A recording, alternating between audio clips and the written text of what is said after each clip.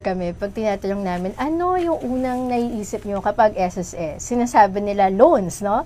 Nakakatuwa, no, na naiisip nila yan. Pero bukod doon, meron din po tayong 7 benefits kay SSS.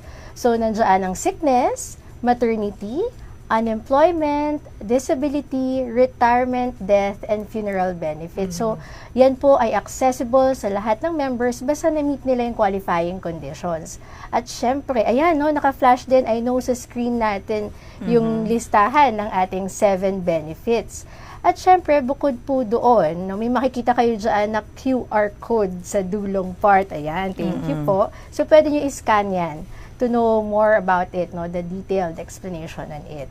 At bukod sa benefits na yan, Ma'am Vanji, ang iba't ibang mga loan programs natin na very accessible din po sa kanila. At kapag may work-related sickness or injury, meron pa tayong employees compensation benefit na maaaring matanggap ang ating mga miyembro.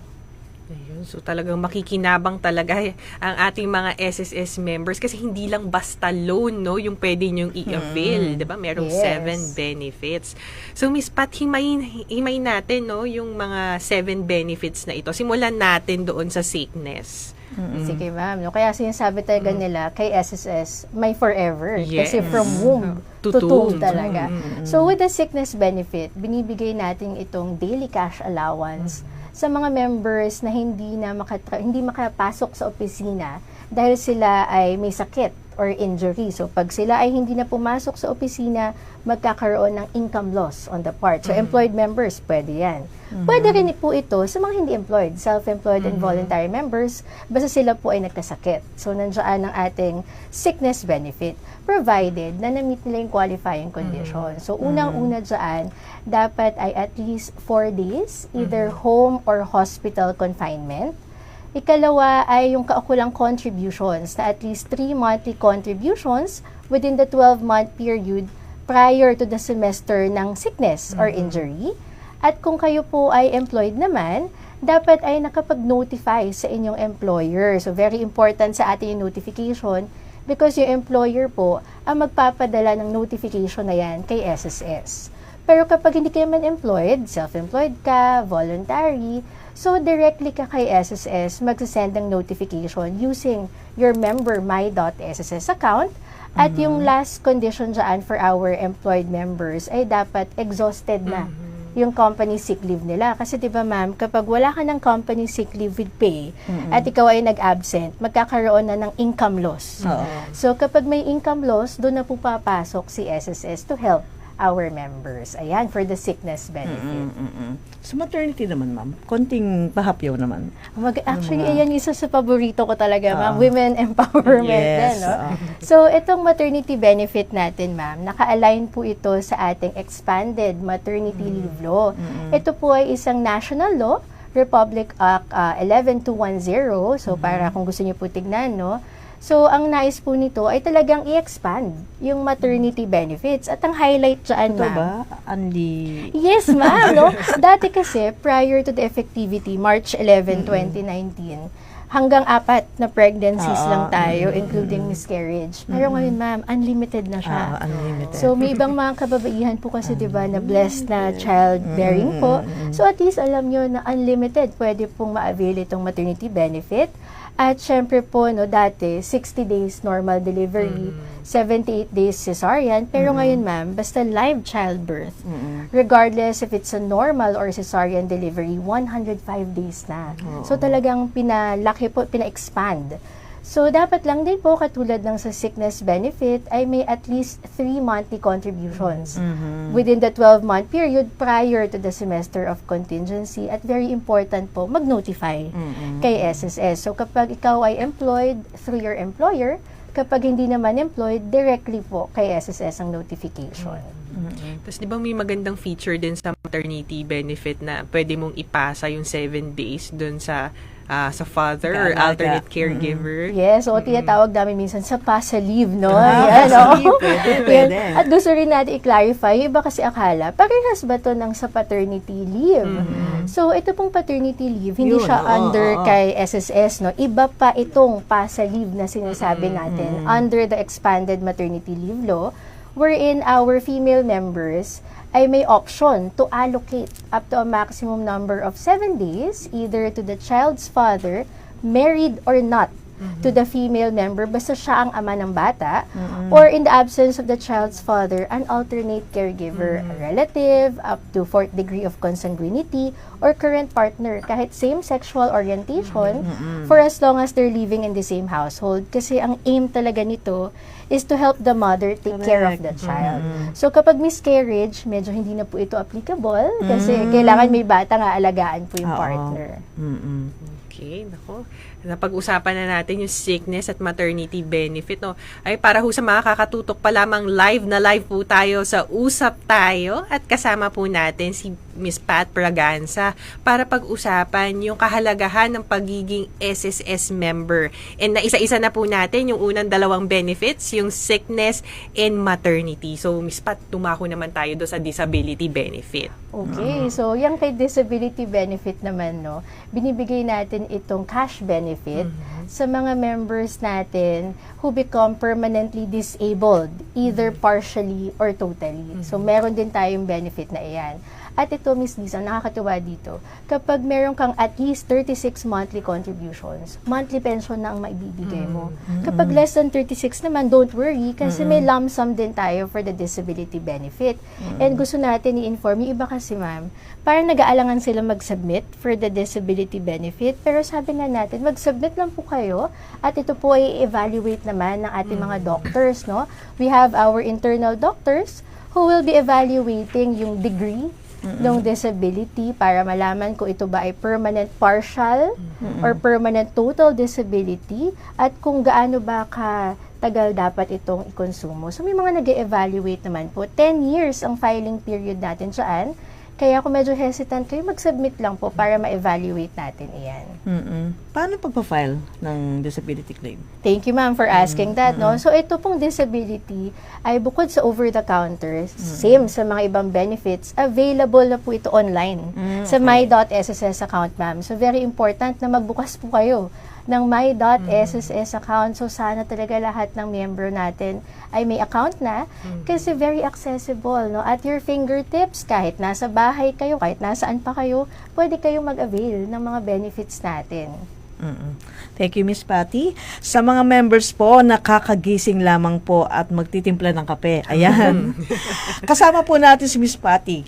Patty Braganza po, ang CEO2 ng Member Education Department, at pinag-uusapan po namin ang kahalagahan ng pagiging isang miyembro ng SSS. Napaka-importante po ang proteksyon na binibigay ng SSS dahil napakarami pong benepisyo at pribilehiyo na binibigay natin sa mga members, no? Katulad ng retirement benefit. Ayan, syempre paghahandaan na natin yung mga pension. Pag sinabing SSS, pension. Maliban sa loan, pension yan, okay? Yes. Ma'am, ano po ba yung retirement benefit? Ito ata, ma'am, yung isa sa mga pinaka-popular natin na benefit, no, na binibigay talaga natin kapag ang miyembro ay hindi na makatrabaho due to old age. So, ayaw man natin sabihin yung old age, no? Not so young age, no? So, sa SSS po, may 2 retirement age tayong pinag-uusapan. 60 years old, yan po ang ating optional retirement age. At 65 years old, yan po ang ating compulsory retirement age. So, ano ba yung kaibahan? So, sa 60 years old, optional retirement, pwede na po tayo mag-file ng retirement kay SSS. Basta wala na tayong source of income. Di ka na nagtatrabaho, wala ka ng business o natatanggap na income. No? 60 to 64 yan. Pero ma'am, ngayon ma'am, zumba na tayo ngayon, Pilates. So, very healthy, very good din naman yun. Kaya pa natin mag-work beyond 60. That's good. Pero mag-file ka na lang at the age of 65. Kasi 65, yes ma'am, compulsory na yan. Regardless if you're working or not, you may already file for retirement. At syempre, ang katumbas na tanong dyan, ilan bang contributions ang kailangan para pension? Yan ang target, no? Meron kasi mga members, bata pa lang, naguhulog na. Oo, at na-meet na yung qualifying conditions natin. Ano nga yun? Ma'am, so at least 120 monthly contributions po ang kailangan natin prior to the semester of contingency para maka-avail tayo ng monthly pension. Kapag less than 120 naman, lump sum. So sana lahat na nakikinig sa atin, let's all target na monthly pension dahil for a lifetime yan, ma'am, hanggat ikaw ay nabubuhay. Whereas kay lump sum, one-time payment at yun na yun, hintay mo funeral for kung sino man yung magbayad ng funeral expense. So, doon ka na sa may forever, no? Lifetime na monthly pension. Yung 120 months is equivalent of 10 years, ma'am. Okay. Pero ma'am, yun rin, no, sana maisip nila, akala no iba kasi tuloy-tuloy daw na 10 years. So, nag-worry yung iba na may gap payment. So, okay lang po kahit may bungi in between. Basta 120 yung lahat-lahat po. Okay. Ayun, thank you for the clarification, Miss Pat. No, ayan, pag-usapan na natin yung disability retirement. And paano naman po dun sa mga member, no, na involuntarily separated from work? Okay, yung natin, unemployment benefit, ma'am, no? So actually, yan yung newest benefit natin. In 2019 din natin na-implement yan sa mga miyembro na hindi nila kagustuhan pero sila ay na-separate from employment. Like, kapag po may retrenchment, downsizing, redundancy, or na-bankrupt. At nakakatuwa po kasi 2019 ito na-implement. Alam naman natin na noong 2020, nagkaroon ng pandemic. So, ito yung isa sa mga benefits na talagang na-avail ng ating mga miyembro ang unemployment. So, kailangan lang po dyan, may at least 36 monthly contributions, no? 12 months of which should be within the 18-month period prior to the month of filing. So, yan lang po yung kailangan sa unemployment. At dapat po syempre involuntary yung reason talaga. So magpa-file lang po using the member my.sss account. Tapos po isa-certify ng employer. At ang huli po kasi dyan, kailangan po makakuha ng certificate of involuntary separation from DOLE kasi partner natin si DOLE dito. So yan po yung buong process flow for the unemployment benefit. Okay, thank you, Miss Pat, no, na pag-usapan natin yung sickness, maternity, disability, unemployment, retirement. Dalawa na lang. O, diba? Ang dami talagang benepisyo ng SSS. Tumako naman tayo dun sa death benefit, Miss Pat. Ano naman po itong klaseng benepisyong ito? So, literally and figuratively, no, yung death and funeral ay ang mga last two benefits ng matatanggap sa SSS na hindi po kay member mapupunta. So, may iba po kasi nagtatanong sa amin, pwede bang i-advance ang death at funeral benefit, no? So, sinasabi namin, knock on wood, wag naman po, pero hindi na po, no? Ito po ay mabibigay na. So, yung unahin natin yung death, no, kay ma'am. So, sa death, ito po ay binibigay natin sa beneficiaries ng deceased member. So, pwede pong either monthly pension or lump sum din. Kailan ba na ibibigay na monthly pension? Kapag ang deceased member ay may at least 36 monthly contributions, pwede siya magpasa ng pension sa kanyang primary beneficiaries. Kapag less than 36 naman, so maipapasa po niya ay lump sum sa primary beneficiaries.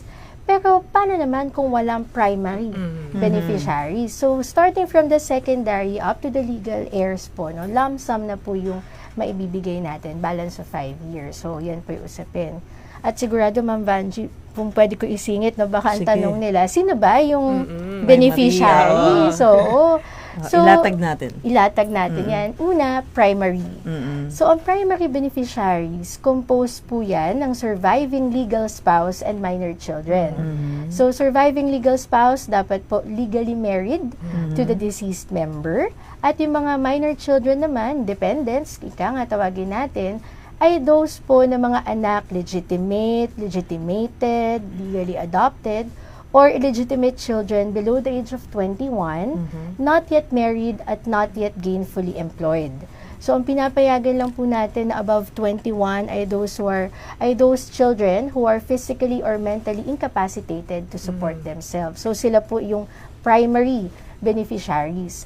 Pero in the event na single si member, walang primary, pupunta na po tayo sa secondary beneficiaries. Composed po yan ng parents of the deceased member, mga magulang natin. At kung wala naman pong secondary, next level ay designated beneficiaries. So, sila naman yung mga inilagay po natin sa E1 at E4. Yung E1 po, tingin ko magkakabatch tayo lahat. So, younger. Joke. Younger si mama po. Yung sinulatan natin, yung may color pink pa, di ba yung unang form na sinulatan natin kay SSS, our personal record form. So, nilagay natin doon yung mga beneficiaries natin. So, dahil single pa, baka yung mga kapatid, favorite pinsan, pamangkin, ganyan. At nung nag-asawa ka na or nagkaanak, nag-update ka ng record through the member data change request, E4 naman. So lahat po na nakasulat na beneficiaries doon na hindi pasok sa primary, since wala kang primary, secondary, wala din, doon sa third level mapupunta, ma'am. So very important ang pag-update ng record kay SSS. At kung wala naman doon, ma'am, let's say, wala na rin yung nasa designated, legal heirs na tayo, last level. Ito naman po ay in accordance with the law of succession in the Philippines. Okay. Thanks, attorney. Ayun, nalatag-latag natin. Nalatag na natin, at least aware na po yung ating mga viewers kung sino ba yung mga legal beneficiaries ng SSS pagdating sa death benefit. Okay. Sa funeral naman, ma'am, syempre, meron tayong pagpapalibing, no? Kailangan, ano naman po ito? Sino yung mga qualified? Sino ang pwede mag-apply dito sa funeral benefit? Ito po ay bukas din, no, sa lahat, no, ng claimants for the funeral benefit. Ano ba ito? Ibinibigay natin ito doon po sa nag-shoulder ng funeral expenses ng namayapang deceased member. So, hindi na rin po mapupunta sa member po ito, ha? Yung mga ibang nagtatanong din po kasi pag nag-seminar kami. So, hindi na po. Ang priority po ng bibigyan natin ng benefit ay ang surviving legal spouse, okay? Pero let's say single, no, or hindi na po malukit si surviving legal spouse, doon na po sa any natural person na nag-shoulder ng funeral expenses of our deceased member. Ang kinagandahan nito, ma'am, kapag less than 36 monthly contributions, kahit isang contribution, ma'am, fixed income benefit tayo na 12,000. Okay. At kapag at least 36 monthly contributions naman po, range siya from 20,000 up to 60,000. So talagang ang ganda po ng funeral benefit natin. Thank you, Miss Patty. Thank you, ma'am. Mukhang marami ng mga questions tayo, Lisa, no? Pero bago yan, gusto ko munang balikan, Miss Patty. Kasi na-mention na natin yung mga regular members, employed members. May mga confusions lang kasi sa mga members. Kung ano ba ako, voluntary or self-employed? Pwede po ba natin ma-discuss yun? Ma-categorize yan. Himay-himayin natin yan. Sa self-employed and voluntary, ma'am. Okay? So, pag self-employed, yan po talaga yung may income ka, derived not from employment. So, may business ka. Ano pa ba? Pwede kang mga, religious professionals po, mga pare, mga madre natin. O kaya po informal sector, no? Vendor ka, fishermen, pati yung mga, grab riders. So, self-employed category yan, pati farmers natin. Kapag kay voluntary naman, ito talaga yung dati kang nagtatrabaho sa private sector. Pero umalis ka na sa private sector, pero you want to continue paying your SSS contributions at maging ang non-working spouse. So, voluntary yan. Pero we want to emphasize, Ma'am Vanji, na regardless ng membership type, so, open po ang mga benefits natin. Lahat sila equally pwedeng i-access yan at i-avail yan. Basta ma-meet lang po nila yung qualifying conditions. Balita ko doon sa self-employed, ma'am, meron na silang easy. Tama yes, ba? ma'am. Opo. Thanks for saying that po. Yes, ma'am, no? So, isang difference na din natin between the self-employed and the voluntary member. Kay self-employed, meron silang employees compensation benefit na kung saan po kapag may nangyari aksidente or sakit na work-related or work-connected, may additional benefit ka pang matatanggap. Diyan, no? Na bukod sa regular SSS benefits, may easy benefit ka pa.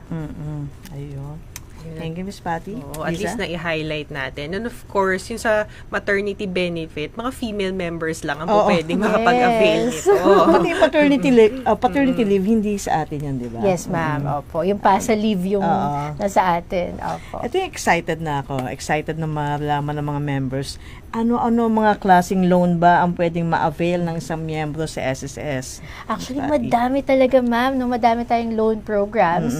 Pero unahin na siguro natin yung pinakasikat, we think, no? Ang ating salary loan, no? So, yung salary loan, talagang madami po yung nag-a-avail nito at masaya tayo kasi nakakatulong tayo in a way through this loan program. Ang kailangan lang po dito ay para maka-avail ng 1 month salary loan, ay may at least 36 monthly contributions ka, 6 months of which should be within the 12-month period prior to the month of filing. Kapag 2-month loan naman, at least 72 monthly contributions. At gusto natin i-emphasize dito, ma'am, na yung ating loanable amount ay nakadepende sa ating posted contributions. Correct. Kasi yung iba, nababalitaan daw nila yung kasabihan. Nationwide ito sa lahat ng seminar namin mula Luzon hanggang Mindanao. Kapag daw nag-loan kay SSS, ay tataas ang loanable amount. May ganyan mo. Opo. So, fake news yun, ma'am. No, hindi po totoo. Pero ang gusto natin i-klaro, nakadepende siya doon sa posted contributions. No? Kung ilan ang contributions and amount of your contributions po. Kasi kinukuha natin ang average of the latest 12 monthly salary credits posted po. Okay. How about yung calamity loan po ba? Nag-offer po ba tayo yan? Patuloy pa rin ba tayo nagbibigay ng calamity loan? Opo, sa ngayon po, wala tayong ongoing calamity loan program dahil meron tayong ongoing na emergency loan program. Pero yung calamity loan program, brief definition, binibigay natin to kapag may mga calamities. No? Yan yung unang step ni SSS to help our members po talaga sa mga naapektuhan ng mga kalamidad. Pero ngayon po yung ongoing natin sa emergency loan program, hanggang December 9, 2026 po yan, kung di ako nagkakamali, or kapag nilift po yung state of national calamity under the presidential proclamation, whichever comes first, yun po yung magiging deadline nito. So, bukas po ito sa lahat ng mga miyembro natin na naninirahan sa Pilipinas, no? Kailangan lang po ay may at least 18 monthly contributions. Pinababayan, ma'am, no? Para talagang mas madami tayong ma-reach out, no? So, kailangan lang po may at least 18 monthly contributions po tayo para maka-avail po nito. At syempre po, no, naninirahan nga sa Pilipinas, ma'am, para state of national calamity po kasi. So, online lang po yan ang filing nito natin. Miss Patty, syempre dapat pag nangutang ang member, dapat magbayad. Yes, diba? Yan ang paalala natin. Pero meron tayong isang programa na makakatulong para mabawasan kahit pa paano yung utang nila. Ano nga yung programa na yun? Yan, ma'am, ang Conso Loan Program. Opo, napakaganda po niyan. Parang ito na yung pinakamatagal natin, di ba, ma'am, na Consolidated Loan Program with Condonation of Penalty. At habang nandyan po yan, no, i-avail po natin. Ano ba ito? Bibigyan natin ng second chance, no? Lahat ng may mga pagkakautang past due. Sa SSS, forever at saka may second chance. Yes, ma'am. Gusto natin yung ganyan, no? Ang ganda pala ng commitment talaga ni SSS. So, dyan po ay lahat po ng may mga past due accounts under the salary loan, including yung SLRP natin, o kaya yung mga calamity loan, emergency loan, and restructured loan programs. So, sila po ay pwede mag-avail itong Conso Loan Program. Ang kinagandahan nito, Ma'am Vange, kasi kapag tayo ay may past due na, pag magbabayad tayo, may tatlong bahagi na pupuntahan yung payment natin. Principal, interest, and penalty. So, minsan, kapag through the years na, ang taas-taas na ng penalty. Minsan, mas mataas pa nga si penalty kay principal, ma'am. So, through the Conso Loan Program, mawi-waive po si penalty at ang babayaran lang natin ay si principal at interest. So, napakaganda talaga ng programa na ito. At maganda po kasi nasi-safeguard po ninyo yung inyong final benefit. Kasi kapag kayo po ay may loan program, ibabawas natin, loan balance, no? Ibabawas natin yan sa final benefit like retirement. So, through the Conso Loan, hindi na po yan ibabawas kung mag-a-avail kayo ng ating Conso Loan program. At very flexible po ang payment terms. So, we have the one-time payment. Ito po yung full payment ng Conso Loan composed of the principal and interest within 30 calendar days upon the receipt of the notice of approval. Pero kapag medyo mabigat pa rin yung one-time payment. So, meron din tayong installment. Okay. So, sa installment, magda-down payment ka ng at least 10%. So, within 30 calendar days din yan. And yung remaining naman, ibabayaran mo through installment terms. So, very flexible po yan. Okay, no?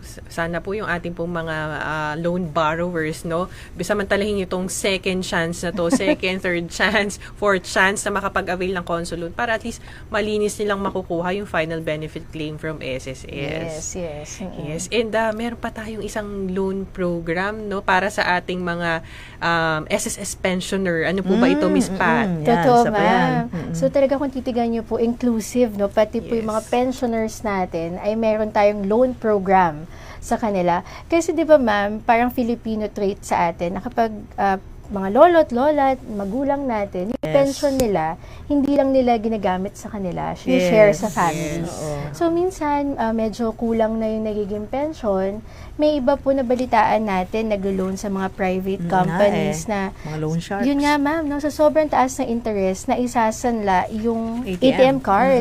So, talong-talo yung ating pensioner. Kaya maganda po itong pension loan program natin. Sana sa atin na lang po sila mag-loan para safe at guaranteed po, no, yung pension ng ating mga pensioner. So, dito po kailangan lang ang age requirement ay 85 years old and below at the end of month of the loan term. At bukas po ito both for retiree pensioners at survivor pensioners. No? Bukas po iyan. So, ang maximum po na pwedeng i-loan for the retiree pensioner, ma'am, alam niyo ba, 300,000? Grabe. Opo, ang laki po. Sabihan ko nanay ko mag-loan. Nay, mag-loan ka. Opo, no? At kapag sa survivor pensioners naman, 150,000.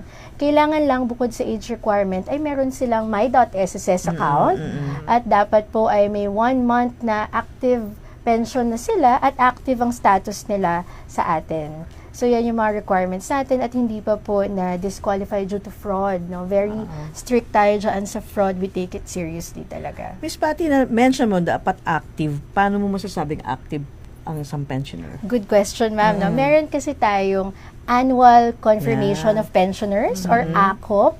Kung narinig niyo po, baka ito yung sinasabing, kailangan ko pumunta kay SSS. Kung hindi, matitigil ang aking pensyon. So, ACOP po yung tinatawag natin saan. Kapag hindi po nakakomply sa ACOP, yung mga, isa-isayin ko ma'am, no? Sino yung mga required? Retiree pensioners residing in the Philippines na 80 years old and above, retiree pensioners living in abroad, regardless of age, total disability pensioners, dependent children with guardian, tsaka po yung survivor or death pensioners, no, required po mag-comply kay ACOP. So, kapag hindi po sila nag-comply on a yearly basis, pwedeng masuspend yung pension. So, magiging inactive. Yun yung sinasabi natin na active. Pero ang kagandahan po ng ACOP natin ngayon, hindi lang po siya nalilimitahan sa personal appearance. So, pwede po siyang i-comply through a representative or my favorite ma'am, through email. Pwede kang mag-comply through email, mail, or video conferencing. Ayan, naka-flash po sa screens niyo, no, na mag-ACOP, huwag niyo pong kakalimutan yan. At ngayon po may bago tayo, yung facial authentication and liveness verification through our website. So, napakadami pong paraan para mag-comply sa ACOP. So, at hindi mahinto. Yes, ma'am, very important po yan. Kasi sa totoo po, magandang paraan din natin ito, ma'am, na malaman na yung pensioner natin buhay pa ba? At siya yung nakakatanggap ng ating pension to really protect, no, the fund life of SSS. Ayan, ako, ang daming benepisyo at loan na pwedeng makuha sa SSS. And wait, there's more.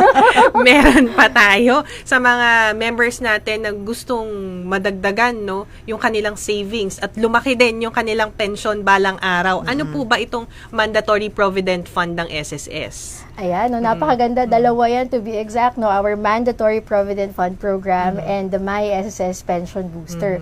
So, sige, unahin natin si Mandatory Provident Fund. Ito po ay lahat ng members na may monthly salary credit above 20,000 ay automatically enrolled dito sa ating MPF. At ang kinagandahan po nito ay kapag kayo ay nag-file for retirement, bukod sa inyong regular retirement benefit, plus pa, no, on top of that, meron ka pang contributions and earnings under the Mandatory Provident Fund. So, automatically enrolled po yung mga nakikita natin na above 20,000 ang monthly salary credit at binabayaran po yan together with your SSS contributions. And diretsuhin ko na ba, ma'am, yung sa ating pension booster. So, sa pension booster din, ma'am, same ang aim to boost our pension. So, wala pong bias, no, dahil SSS kami. Pero maganda talaga siya, ma'am, kasi open ito sa lahat ng members, regardless of membership type, regardless of your monthly salary credit. So, pwedeng above 20,000, below 20,000. Basta same with the mandatory provident fund, wala ka pang final claim. Hindi ka pa nag-file for retirement or total disability benefit natin. So, bukas po yan. At very, flexible ang payment terms. So, 500 peso lang ang minimum contribution dito at wala pong maximum amount. Nakadepende na lang po yan sa bangko na pagbabayaran mo kasi 'di ba may mga maximum. Opo. So sa atin minimum 500 at tax free. So yung iba baka may mga sarili na po kayong investment program, very good no na may investment, but sabi nga no, do not put all your eggs into one basket, no. Might as well also try our pension booster talaga. At nalaman na Miss Vangie na ating mga viewers kung ano ba yung mga benepisyo, pribilehiyo, no, at iba pang programa no na pwede nilang mapakinabangan sa SSS. Oo. Lisa, mukhang napaka-aktibo ng mga viewers natin ngayon, no? Ang daming tanong, nakikita ko nag-harvest yung ating production team, no? Unahin natin itong si Ma'am Rosalina Lovitos, ang ating suki, Ma'am Patty. Alam mo si Ma'am Rosalina, from Hong Kong yan. Hi, Ma'am Rosalina, sabi niya, thank you, SSS. May second chance na, may forever pa. Maghulog na tayo. Wow. Alam mo, Ma'am Rosalina, may dadagdag pa ako. Sa SSS, may through the years. Yes, totoo nga. Once a member, forever a member. Opo. Okay. Wala namang kay Mina Solano. Ayan, Ma'am, may tanong na tayo. Okay, sige, ma'am. Paano kapag nagkasakit ang member pero wala ng work? Paano Okay, don't worry, no, kasi ang sickness benefit natin nga, ma'am, open yan sa lahat ng members ni SSS, regardless kung ikaw ay may trabaho or hindi. Basta na-meet mo, Ma'am Mina, hello po, no? Basta na-meet nyo po yung qualifying conditions na ating diniscuss na at least 4 days, home or hospital confinement, may kaukulang contributions po kayo na at least 3 monthly contributions within the 12-month period prior to the semester of sickness, no? At kayo po ay nakapag-notify kay SSS. So, since wala pong trabaho, no, not employed, kayo po ay directly mag-notify kay SSS through your members my.sss account. So, i-take ko lang yung opportunity, ma'am, yung sa notification, meron kasi tayong period dyan. Kapag home confinement sa mga self-employed ito, mama, at voluntary members na po, 5 days ang ating notification. Together, sige, isama ko na din for the employee, no? And employed members natin. 5 day ang ating notification from employee to employer. Then, employer to the SSS within 5 days ulit upon receipt of the notice. Kapag home confinement po yan. Kapag hospital confinement naman, 1 year from the date of hospital discharge. So, wag natin pong kalimutan yung period na yan dahil kapag may late filing, no, magkakaroon ng reduction of claim. Pero, happy path, wag lang po tayo magpalit ng pagpa-file ng ating benefits. Lisa? Okay, thank you po for the clarification, Miss Pat. Ito po, may comment po si Joseph Del Pilar Pelaez. Good to learn po about the benefits. Thank you po. Nako, Sir Joseph, maraming salamat po sa pagtutok sa ating FB Live discussion ngayong umaga. So, yung mga na-discuss natin kanina about the SSS benefits and loan privileges, available din po yan sa ating pong SSS website, no? Yung www.sss.gov.ph. Ito naman po, may question naman po galing kay Imyonski. No? Hello po, good morning po. Mag-ask lang po, paano po yung member may hulog lang po na mga 1 to 2 no, na posted contribution. Ano po kaya ang benepisyo na maaari niyang makuha? So, kapag ganito, ma'am, unang pumapasok talaga sa isip ko ang funeral benefit. So, at least kahit may 1 hulog ka lang, no, less than 36 monthly contributions yan, 12,000 ang fixed income benefit natin. So, imagine isang hulog, 12,000 na, 'di ba? So, pero sana po no, magpatuloy pa siya maghulog. Sana no, through this session natin, ma-encourage maghulog pa. Oo, para hindi lang funeral benefit yung makukuha ninyo. Yung iba pang benefits na nabanggit namin kanina, napakarami nun. Kaya sana po paglaanan niyo po ng oras, no, at tiyaga na rin po sa pagpapatuloy ng paghuhulog ng contribution. Yes. Ito po, Miss Vanjie. Yes, direct. Okay, ang question ay mula kay Ma'am Lenny. Okay, hello po, ma'am. Pwede po bang magtanong? Pwede naman. Kung makakakuha po ba ng benefits ng maternity loan? Okay, yan. Nakaka-confuse yan. Maternity loan, maternity. After 4 years na nakapanganak, hindi ko na po kasi maasikaso po pag CS sa akin.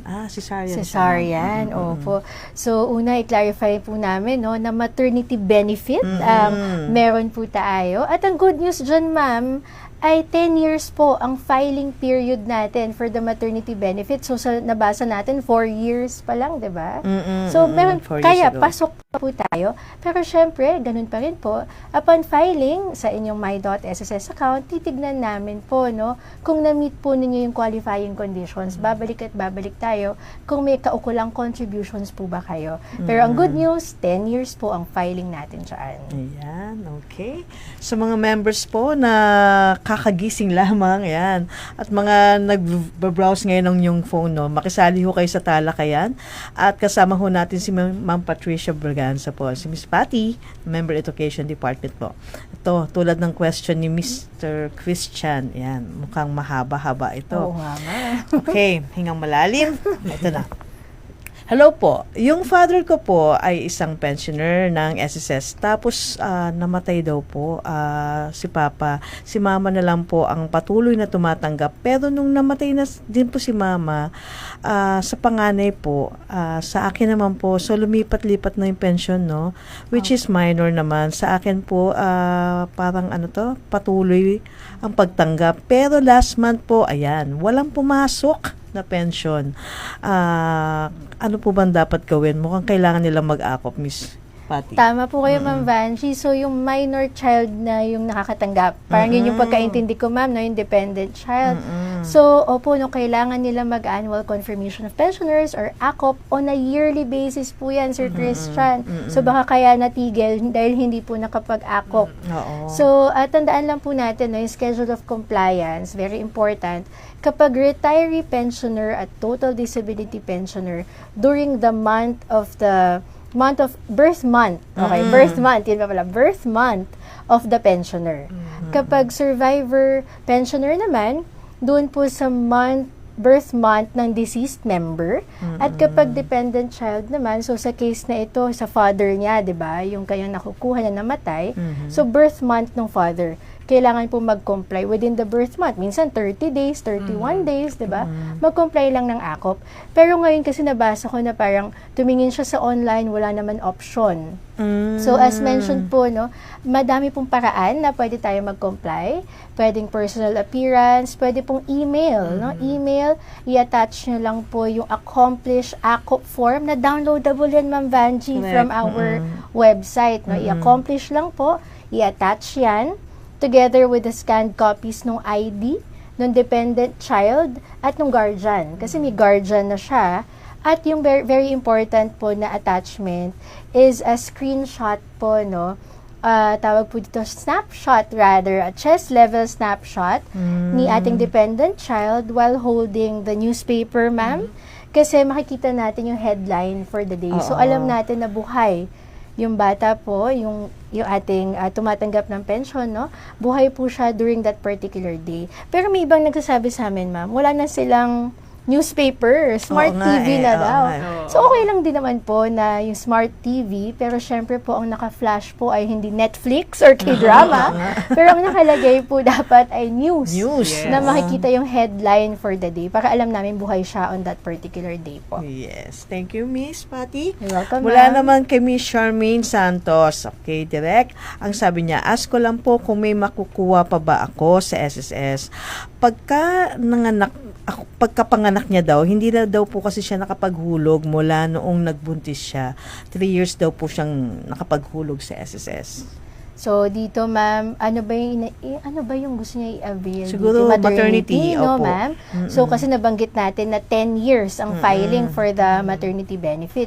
Pero dito po, sa tanong ni ma'am, no, parang nabanggit niya na wala na siyang hulog. Oo. Hindi na siya active. Hindi na siya active. So, ang mangyayari naman, ma'am, ang titignan po natin is yung 12-month period before the semester ng panganganak niya. Noong 3 years ago. Kung kailan nangyari yung panganganak niya. So, titignan natin 12-month period bago yung semester ng panganganak, meron ba siyang at least 3 hulog doon? So, kung may at least 3 hulog siya doon, pwede, ma'am.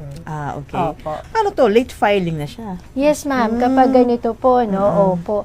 Pero si SSS, ma'am, considerate pa rin kasi 10 years ang ating binibigay talaga na filing period, pero late na in the sense na hindi siya naka-notify, di ba, ma'am? Sa atin. Pero considerate po tayo. Wow, forever. Yes, second chance. Very considerate. One more chance. Yes, ma'am. Opo. May one more chance siya. Yes, ma'am. So, pwede pa rin po. Pero yun nga, dapat may at least 3 hulog siya nung panahon na yun. Thank you, Miss Patty. You're Lisa? welcome, ma'am. Ito po, may clarification si Ma'am Nagnap, no? Pwede po bang mag-loan ang survivor pensioner? Yes, so hi, Miss Nagnap. Yes po, pwede pong mag-pension loan ang ating mga survivor pensioners po, no? So, ang maximum po natin ay 150,000 ang pwede po i-loan ng ating survivor pensioners under the pension loan program.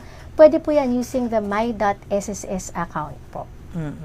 Thank you po, Miss Pat. Ito po, may next question pa po galing kay Jen Agustin Samonte. Good day. Inquire ko lang kung qualified na ako sa retirement or pension benefit. Completed ko na ang 120 contributions last March 2026 at ang date of contribution posted ay year 2032. Pwede na daw ba siyang makapag-apply? Okay, no? Medyo interesting ang tanong ni Miss Jen. So, medyo na-confuse lang ako dun sa 2032. Ano kaya yun, no? Pero, ang titignan natin dyan, very good na may at least 120 monthly contributions ka na. But then again, kay SSS, ang retirement po natin ay may age requirement. 60 years old ka na ba, ma'am? Or 65, no? 60, optional. Wala ka ng trabaho, wala ka ng any source of income. 60 to 64 yun. Pero kung ikaw ay nagtatrabaho pa, 65 ka na lang mag-file for retirement. Regardless if working or not, pwede ka na mag-file ng retirement at the age of 65. But we want to emphasize, ma'am, na syempre habang ikaw ay nagtatrabaho pa, patuloy dapat ang iyong contributions. At yung at least 120, yan ay minimum requirement for a monthly pension. Syempre, ang principle pa rin, ma'am, the more contributions that you have and the higher the amount of contributions, ay mas mataas ang pension na matatanggap mo. Tama. Kasi ang contribution ng magiging basihan, di ba, ma'am, ng future benefits ng mga members. Yes, ma'am. Tama kayo. Okay. Mula naman kay Fred. Hi, Fred. May tanong ko siya. Hello po. Tanong ko lamang po, 61 years old na po ang kuya ko. Pero 5 years lang po siyang nakapaghulog sa SSS. Pwede niya po bang bayaran yung mga, parang, para daw mabuo yung pagkukulang niya at ma-qualified siguro sa retirement. Some benefit, no? So, una po, no, dito po sa usapin na yan, 61, baka hinahabol, tama ka, ma'am, hinahabol niya yung retirement benefit. So, kasi at least 10 years yun, ma'am, di ba? Kasi 120 monthly contributions. Yung isang bagsakan, baka gusto niya buuin, hindi po pwede sa atin. Yun, a one-time, big time. Kasi syempre, take into consideration din natin yung iba na talagang finalo nila yung ating schedule of payment. So, for fairness also, hindi siya pwedeng isang bagsakan. Pwede natin i-follow yung quarterly payment, o kaya yun yung tipong January, February, March, April mo bayaran. Ngayon, no, July. So, January, February, March, April, May, June, ma'am. Pwede mong bayaran ngayong end of July, no? Kung voluntary member yung kuya mo, di ba? Pero hindi siya pwedeng isang bagsakan, ma'am. Opo. Thank you, Miss Patty. You're welcome, ma'am. Mula kay Tina Ballesteros, ano po ang FB page nyo? Ano ba yung personal ba yan? I-like and share at i-follow nyo po kami sa aming mga official social media accounts po ng SSS. Tulad po dito sa FB, no, ang FB page po ng SSS ay ang Philippine Social Security System. Yan. Hanapin nyo po, i-browse nyo na ngayon, i-type nyo na, tapos i-like and follow, tapos i-share nyo po ngayon ang ating programa. Okay? Yes, ma'am. Okay, mula naman kay Yet. Hello, Yet. Ano po ang need kong i-present sa SSS para di naman po maka-affect sa pension ko? I am planning to file next year. ano kaya yung need niyang i-present sa SSS? Yan, napaisip din ako, ma'am, no? Baka Pero mga baka requirements Oo, ito. okay. So, ang maganda po kasi, bukod po sa over-the-counter, kasi parang tingin ko dito, pupunta si ma'am no, sa ating branch. Bukod sa pag-file sa branch, pwede po ito i-file online. At ako po personally, ang nire-recommend ko po pag may nagtatanong sa akin, ma'am, online filing. Kasi ano po, no, nasubukan na po rin ng mga kakilala ko, mga tito ko, no, online filing. Talaga pong effective siya. Mabilis, hindi ka kailangan pumunta ng branch. Sagutin niyo lang po yung mga information na hihingin sa inyo dyan. At syempre po, ang very important, ma'am, So, una, may my.sss account ka. Yan yung very important. So, Correct. pwede mo nang ihanda yan ngayon. Second, dapat ay may naka-enroll ka na disbursement account enrollment module. So, kasi dyan natin, i-disburse, no? Hindi tayo cash na nagbibigay sa member. So, i-disburse natin yan. So, inyong bank account na in-enroll. O di kaya, kung gusto mo ikaw ay mag-enroll na sa My SSS card, no? Ongoing ang ating My SSS card. Pag nag-enroll ka niyan, yan ang gagamitin na default disbursement account. So, yun siguro yung mga pwede niyang i-prepare sa kasalukuyan. Isa? Ayan, ito po, may pahabol pa na question galing kay Ren JL. May monthly pension po ba yung 84 months na hulog ni member? Ayan, okay, Sir Ren. Ngayon po, no, sabi nga natin, para maka-avail po ng monthly pension, kailangan po may at least 120 monthly contributions.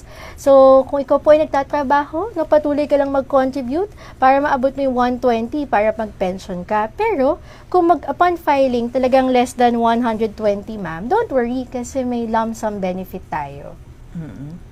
Okay. Ito pa, may daming questions Ito po, mula naman po kay Chris Villar. Hello po.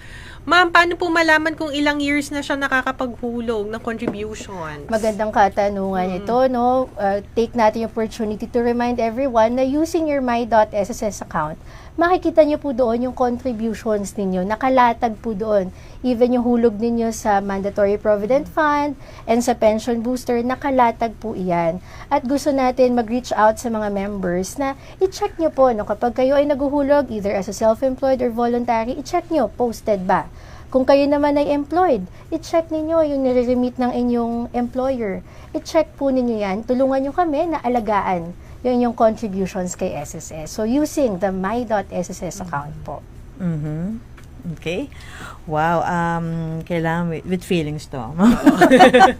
Mula kay Ma'am Geka. Okay, Ma'am Geka, ang sabi niya, the speaker is very knowledgeable and credible on the topic. Her explanation is also very clear and easy to understand. Good job, SSS. Wow, thank you.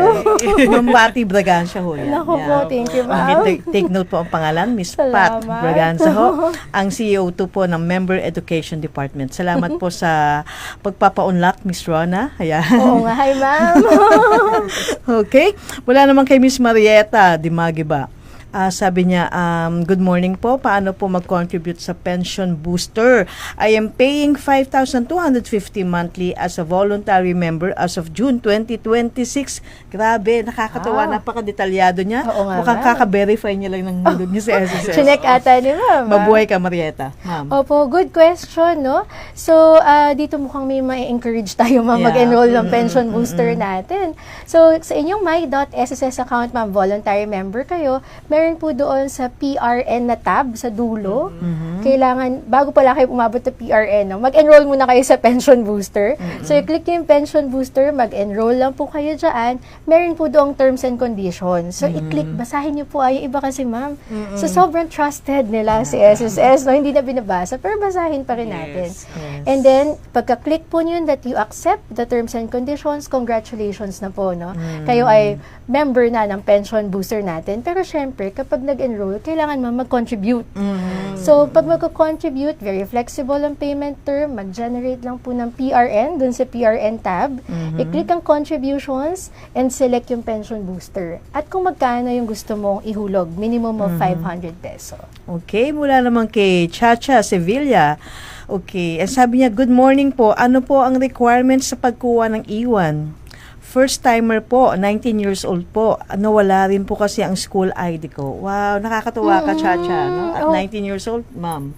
Ano Yes, po ba ang ma'am. paraan para maging member si Chacha? Opo, so nakakatuwa, no, bata pa lang ay talagang hinahanda na nila. So, pwede po kasi no, online, no, pwede na po tayong magkuha ng SS number. So, yung E1 kasi na yan, no, makukuha natin yan. Ngayon kasi ma'am, online na yung E1. Oo nga, Dati kasi ano pa tayo, mano-mano, carbonized. no? Oo, carbonized. So, online lang, Miss Chacha, sa ating website, makikita nyo doon, apply for an SS number online. I-click nyo po yan. So, kung wala kang school ID, ang pwedeng ipasa kasi dyan, birth certificate, ma'am. So, very important sa atin yung birth certificate. Ma'am, ano po ba yung hanapin yung website ng SSS? No, www.sss.gov.ph. Ayan. So, yan po ang ating website na napaka-informative, ma'am. oo. No? Ang ganda Explore mo na yan. Yes, Yan. ma'am. Liza? Ito po, may question naman po galing kay Mimi Lusterio Vasalio. Paano po yung nanay ko na nawala po yung ID niya, tapos ngayon 68 na siya pero hindi pa po nakakapag-pensyon? Paano po yan? Para naman makapag-pensyon din siya kahit papaano naman, mabalik naman sa kanya yung hinulog niya. So, makaka-apekto ba na nawala yung ID ni nanay sa pag-a-apply po niya ng retirement? Okay, baka UMID siguro ang sinasabi dito or SSID. So, actually, no, or ibang ID. So, hindi naman po makaka-apekto, no? Kapag nawalan ka ng ID, wag po kayo mag-alala, Miss Mimi, makukuha pa rin niya yung pension. So, kailangan lang po talaga mag-file sa atin. So, ang masasuggest ko kay Miss Mimi, tulungan niya ang kanyang mom siguro, no, to open a my.sss account para online, no, kahit nasa bahay po ang inyong nanay, Miss Mimi, ay makapag-file po siya ng retirement benefit. Don't worry, yung inyong contributions, nandyan iyan, at kung qualified sa pension, maibibigay po natin. Ano po bang alternative document, no? Kung wala po yung UMID or yung proof of membership, ano po ba ang pwedeng supporting document doon, ma'am? Actually, sa online, ma'am, hindi tayo naghihingi ng okay. documentary requirement kasi may certification na tayo doon dahil using her own talaga. Kaya sa case na ito talagang maganda po, no, gamitin niya yung my.sss account kasi na-verify natin yung information niya doon. Thank you po sa clarification. Ayan, Ma'am, sorry, I-add ko lang. Basta may disbursement account. Yes, Oo, ayan. yan. Yung po ang tandaan ni Ma'am. Yes. Paki-assist na lang po si Mother. At may greetings po tayo. Galing kay Miss Fai Salvacion. Hello, Hi, Ma'am Fai. Banji and Liza. Hello. Yes. Happy Army Day. Happy Army Day Sa pala. Gracia Antiga and Ma'am Chat Remigio. Oo, at sa lahat po ng mga Army na nanonood sa atin ngayon. Hello po, Happy Army Day. Ito po, may question pa po galing kay Kathy Hernandez Yabres. Paano daw po ba mag-add ng beneficiaries? Ayan. So, very good, ma'am, no, na mag-update ng mga beneficiaries. Mahalaga po iyan. So, gamitin lang po ang Member Data Change Request Form or E4. Downloadable po yan sa website natin. Nandoon po lahat ng mga forms. I-download nyo po iyan, i-accomplish, at i-submit po iyan sa branch. So, ito po kasi yung beneficiaries, ma'am, hindi natin pwedeng i-update online kasi very classified, no? Very important, confidential yung data. Correct. So, talaga i-verify po yan upon submission sa branch. So, idagdag ko lang example, ang i-update mo ay asawa, ilalagay mo yung pangalan ng asawa, dalhin po besides sa form ay marriage certificate. At kung mga anak naman po, birth certificate ang dalhin. At dapat ma'am PSA copy. Yes, Yan. ma'am. Thank you. No? Yes po, dapat PSA copy po yan.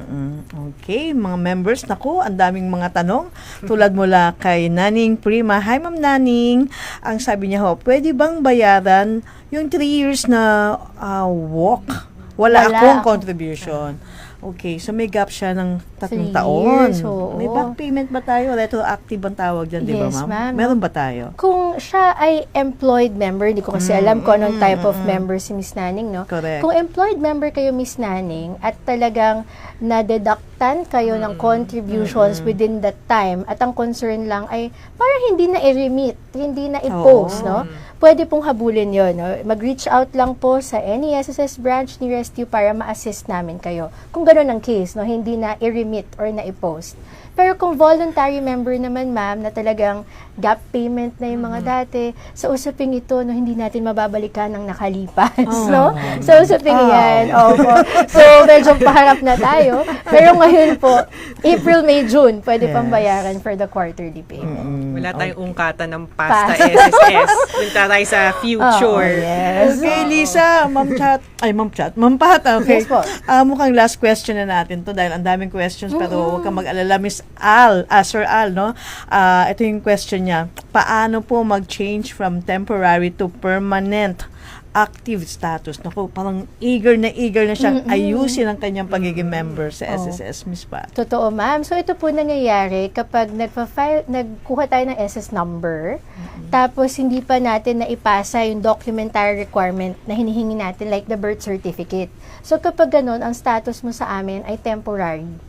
Pero, yung SS number mo, yun na yun, ma'am. Forever na yan. So, ngayon, para maging ikaw ay permanent, mag-submit ka lang po ng birth certificate to any branch nearest you para ma-change yung membership status. Okay. Ay, nako, maraming salamat sa mga members na nakisali ngayon sa talakayan natin, no?